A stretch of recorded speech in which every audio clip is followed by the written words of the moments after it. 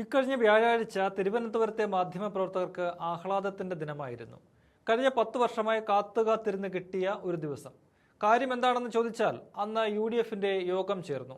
UDF യോഗം ചേർന്നതിൽ എന്താണ് മാധ്യമങ്ങൾക്ക് പ്രത്യേകിച്ച് സന്തോഷിക്കാൻ എന്ന് ചോദിച്ചാൽ ഒന്നുമില്ല എന്നാണ് ഉത്തരം. പക്ഷേ ഇവിടെ യോഗം ചേർന്നതല്ല, മറിച്ച് ആ യോഗം നടന്ന സ്ഥലമാണ് മാധ്യമപ്രവർത്തകർക്ക് സന്തോഷം നൽകിയത്. കഴിഞ്ഞ 10 വർഷം പ്രതിപക്ഷ നേതാവിന്റെ ഔദ്യോഗിക വസതിയായ കണ്ടോൺമെന്റ് ഹൗസിലായിരുന്നു UDFന്റെ യോഗങ്ങളെല്ലാം ചേർന്നിരുന്നത്. എന്നാൽ ഇത്തവണ മുഖ്യമന്ത്രിയുടെ ഔദ്യോഗിക വസതിയായ ക്ലിഫ് ഹൗസാണ് യോഗത്തിന് വേദിയായത്. യോഗത്തിന് മുന്നോടിയായി ദൃശ്യങ്ങൾ പകർത്താൻ മാധ്യമങ്ങൾക്ക് അവസരം കിട്ടി. അങ്ങനെ നീണ്ട 10 വർഷങ്ങൾക്ക് ശേഷം ക്ലിഫ് ഹൗസിൽ കയറാനും ദൃശ്യങ്ങൾ പകർത്താനും മാധ്യമപ്രവർത്തകർക്ക് സാധിച്ചു. അതവർ ശരിക്കും ആഘോഷിക്കുന്ന കാഴ്ചയാണ് കഴിഞ്ഞ 2 ദിവസങ്ങളായി സോഷ്യൽ മീഡിയകളിൽ കാണുന്നത്. ക്ലിഫ് ഹൗസിന് മുന്നിൽ നിന്ന് ചിത്രമെടുത്തും വീഡിയോ പിടിച്ചും കിട്ടിയ അവസരം ശരിക്കും ആസ്വദിച്ചു. ഏറ്റവും ഒടുവിൽ മാധ്യമങ്ങൾക്ക് ഇങ്ങനെ ഒരു അവസരം ലഭിച്ചത് ഉമ്മൻചാണ്ടി മുഖ്യമന്ത്രിയായിരുന്ന കാലത്താണ്. അതിനുശേഷം ക്ലിഫ് ഹൗസിന് മുന്നിൽ പോലും ചെല്ലാൻ കഴിഞ്ഞിരുന്നില്ല.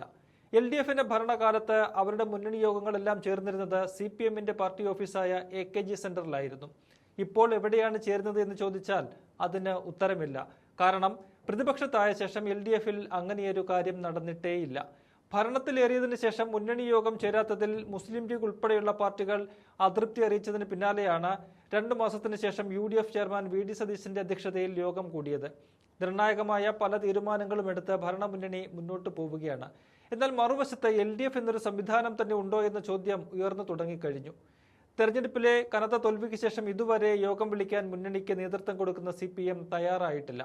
ഇതിനോടകം CPI ഉൾപ്പെടെ പല പാർട്ടികളും ഇക്കാര്യത്തിലുള്ള അതൃപ്തി പരസ്യമാക്കിയെങ്കിലും CPMന് കുലുക്കമില്ല. ഞങ്ങൾക്ക് തോന്നുമ്പോൾ വിളിക്കും എന്ന വലിയേട്ടൻ മനോഭാവത്തിൽ തന്നെയാണ് ഇപ്പോഴും CPM. തെരഞ്ഞെടുപ്പ് തോൽവി ഉൾപ്പെടെ പല വിഷയങ്ങളും ചർച്ച ചെയ്യാനുണ്ട്. പക്ഷേ അതിന് സാധിക്കാത്തത് CPMഉം CPIയും തമ്മിലുള്ള തർക്കമാണ്. പ്രതിപക്ഷ ഉപനേതൃസ്ഥാനം തങ്ങൾക്ക് വേണമെന്ന CPIയുടെ ആവശ്യമാണ് ഈ തർക്കത്തിന് കാരണം.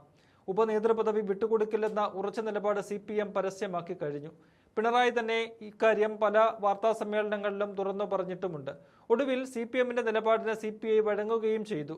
തങ്ങൾ വിട്ടുവീഴ്ചയ്ക്ക് തയ്യാറാണെന്ന് CPI സംസ്ഥാന സെക്രട്ടറി ബിനോയ് വിശ്വം വ്യക്തമാക്കി കഴിഞ്ഞു.